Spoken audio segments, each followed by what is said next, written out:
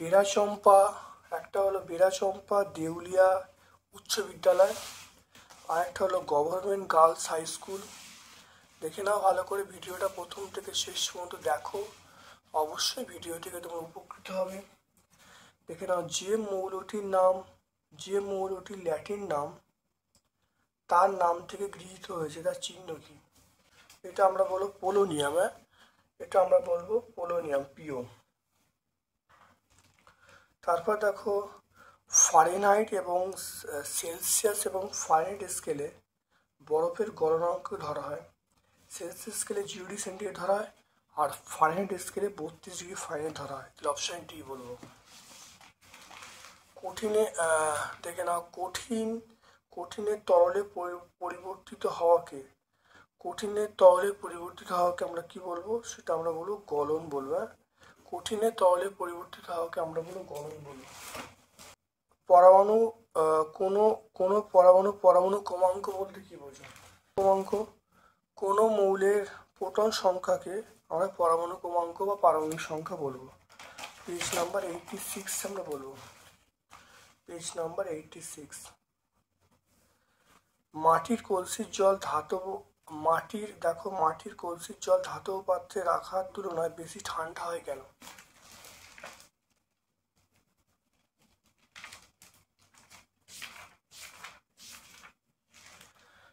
দেখে নাও, মাটির কলসির জল ঠান্ডা থাকে। আসলে মাটির কলসিরকে অসংখ্য ছিদ্র থাকে, ওই ছিদ্রগুলি দিয়ে কলসির জল বেরিয়ে আসে এবং বাষ্পীভবন ঘটে। এর জন্য লিনটাপের প্রয়োজন হয়, এবং বেরিয়ে আসা জল কলসি এবং কলসির ভেতরে থাকা জল থেকে প্রয়োজন লিনটাপ সংগ্রহ করে, এবং কলসির জল তাপ হারায় বা ঠান্ডা হয়ে পড়ে। এটা পেজ নাম্বার 13-তে বলবো।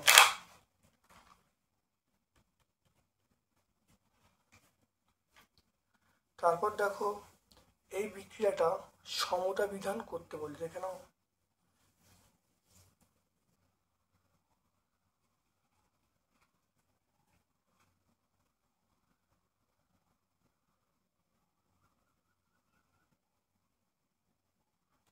এখানে একটা 2 দিলি সমতা, এখানে সমান করে দিয়ে 2 করে দিয়েছি, সমতা বিধান হয়ে গেল। তাহলে বিক্রিয়াটা দেখো, 2CuNO3 সমান আমরা বলবো 2CuO plus 4NO2 plus O2। দেখে নাও।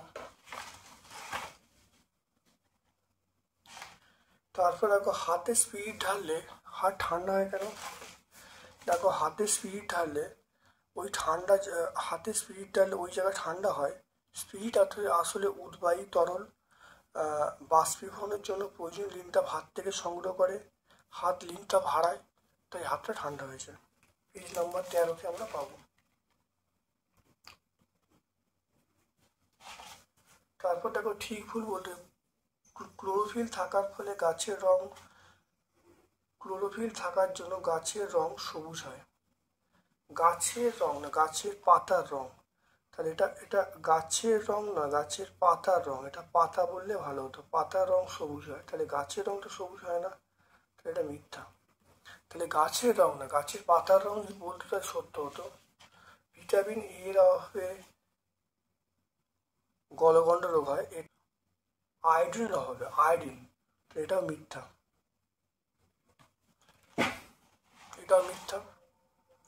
তারপর দেখে নাও, 1°C পরিবর্তন আমরা বলবো 5/9 ফারেনহাইটের পরিবর্তন। গয়টার আয়োডিন উচ্চচাপ, ফ্যাট যদি কথাটা বলি তাও হবে, উচ্চচাপ স্থূলত্ব, বা আমরা যদি ফ্যাটটা বেশি খেলে তাহলে এটা আমরা উচ্চচাপ বেড়ে যাবে, তাহলে ফ্যাটও লিখতে পারি। রিকেট কোন ভিটামিনের অভাবে হয়? বলবো ভিটামিন ডি। ভিটামিন ডি এর অভাবে। পরাগ মিলনের দুটো সমস্যা উল্লেখ করতে বলেছি।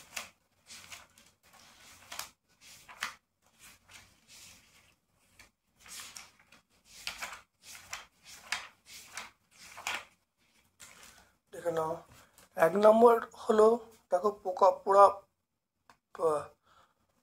পোকা মারার ওষুধ ব্যবহার করা। নাম্বার 2 হলো গাছপালা ধ্বংস। নাম্বার 3 হলো তাপমাত্রা বৃদ্ধি। নাম্বার 4 হলো পরিবেশ উষ্ণতা হ্রাস হলে। এটা আমরা 221 পেজে পাবো। স্বপরাগযোগ এবং ইতর পরাগযোগের পার্থক্য লিখতে বলছে। স্বপরাগযোগ, ইতর পরাগযোগ। দেখো, স্বপরাগযোগে আমরা বলবো বাহকের উপর নির্ভরশীল নয়, ইতর পরাগযোগ বাহকের উপর নির্ভরশীল। স্বপরাগযোগের অপচয় অনেক কম হয়, ইতর পরাগযোগ অপচয় অনেক বেশি হয়। পরাগরেণুর অবশ্যই স্বপরাগযোগের নতুন বৈশিষ্ট্যের সমন্বয় ঘটে না, ইতর পরাগযোগে নতুন সমন্বয় ঘটে। আমরা এই পয়েন্টগুলি উল্লেখ করব। পেজ নাম্বার 284টা বলবো।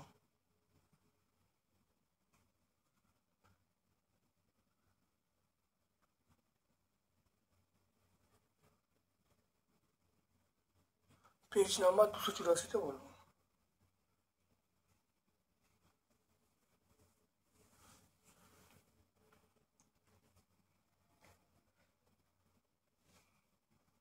এরপর দেখো, চলে এসো government girls high school. Government girls high school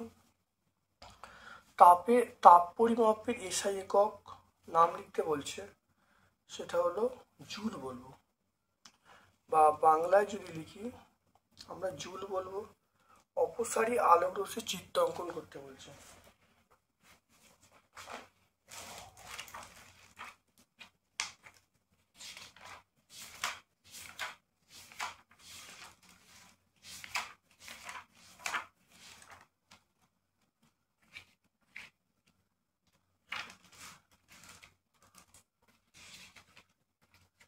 দেখো, অপসারী দেখে নাও, অপসারী আলোক রশ্মির চিত্র দেখে নাও। এটা পেজ নাম্বার 18 পাবো। Page number 18। ট্রেসিং পেপার হলো একটি ঈষৎ স্বচ্ছ মাধ্যম ধরন।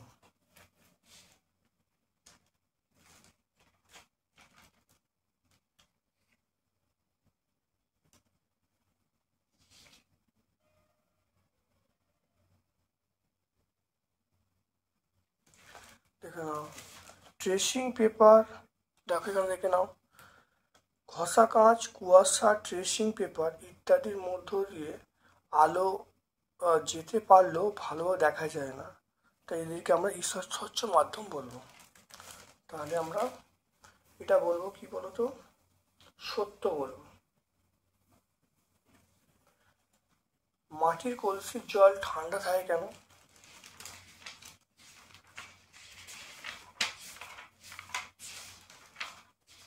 দেখে নাও, মাটির কলসির জল ঠান্ডা থাকে, আসলে মাটির কলসির অসংখ্য ছিদ্র থাকে, ওই ছিদ্রগুলি দিয়ে জল বাইরে বেরিয়ে আসে, ফলে বাষ্পীভবন ঘটে এবং লিন তাপের প্রয়োজন হয়। লিন তাপ কলসির মধ্যে জল থেকে সংগ্রহ করে, ফলে মাটির কলসির জল ঠান্ডা হয়ে পড়ে। Page number 13।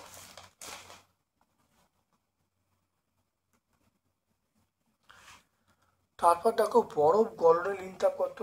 এটা বলবো 80 ক্যালোরি পার গ্রাম। বরফ গলনের লিন তাপ আমরা বলবো 80 ক্যালোরি পার গ্রাম। নিয়মিত প্রতিফলন, বিক্ষিপ্ত প্রতিফলনের পার্থক্য লিখতে বলছে। নিয়মিত প্রতিফলন দেখে না, এটা নিয়মিত প্রতিফলন এটা মসৃণ তলে ঘটে, আর বিক্ষিপ্ত প্রতিফলন অমসৃণ তলে ঘটে। নিয়মিত উদাহরণ দেখে না, আয়নায় প্রতিফলন, চকচকে স্টিলের মসৃণ বাটিতে প্রতিফলন। আর বিক্ষিপ্ত প্রতিফলন আমরা বলবো গাছপালা, মাটি, ঘরের দেয়াল, এগুলোতে ঘটবে।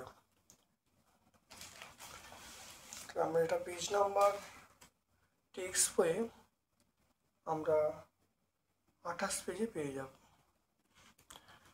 এরপরে চলে এসো, পদার্থের কঠিন অবস্থা থেকে তরল অবস্থায় পরিবর্তন হওয়াকে আমরা কি বলবো? কঠিন থেকে তরল পরিবর্তন হওয়াকে আমরা গলন বলবো। এরপর দেখো, নখ, চুল, শিং এ কোন প্রোটিন থাকে? নখ, চুল এগুলোকে আমরা বলবো কেরাটিন থাকে। কোন খাদ্য উপাদানটির মধ্যে ট্রান্সফ্যাট মেশা থাকে? ট্রান্সফ্যাট।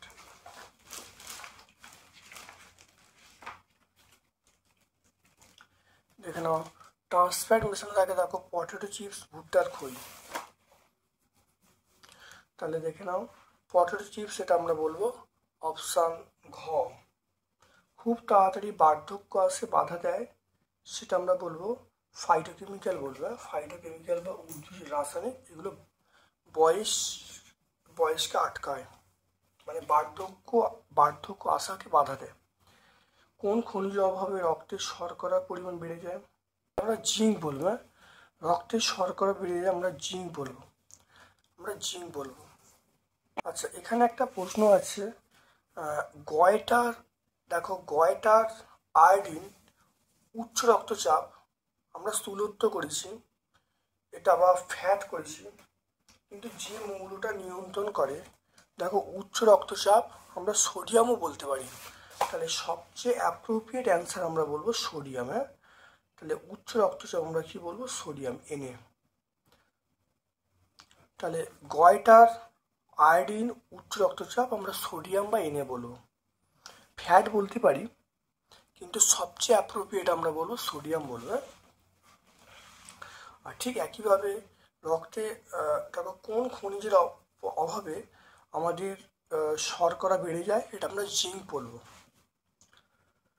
কোন শর্করাটি হজম হয় না? দেখে নাও, এই তন্তুগুলো হজম হয় না, যেমন সেলুলোজ, পেকটিন জাতীয় খাবার, সেলুলোজ বা পেকটিন জাতীয় খাবার, এগুলো জলে গুলে যেতেও পারে, নাও যেতে পারে, মানুষের দেহে এরা শক্তি উৎপন্ন করতে পারে না। তাহলে আমরা বলবো সেলুলোজ এবং পেকটিন। তাহলে সেলুলোজ বলবো। তারপরে দেখে নাও শিশুদের দুটো অপুষ্টিজনিত রোগের নাম এবং লক্ষণ। দেখে নাও অপুষ্টির নাম, একটা হলো ম্যারাজমাস, আর একটা কোয়াশিওকর। ম্যারাজমাস রোগটা দেখে নাও শিশুদের চামড়া গাঢ় হয়ে যায়, পেট ফুলে যায়, চোখগুলি ঠিকরে বেরিয়ে আসে, এই রোগটাকে আমরা বলবো কোয়াশিকর বলবো। আর এই রোগটা হলো দেখে নাও এটা হলো ম্যারাজমাস। দেখে নাও, তাহলে পেজ নাম্বার 165-তে পেয়ে যাব।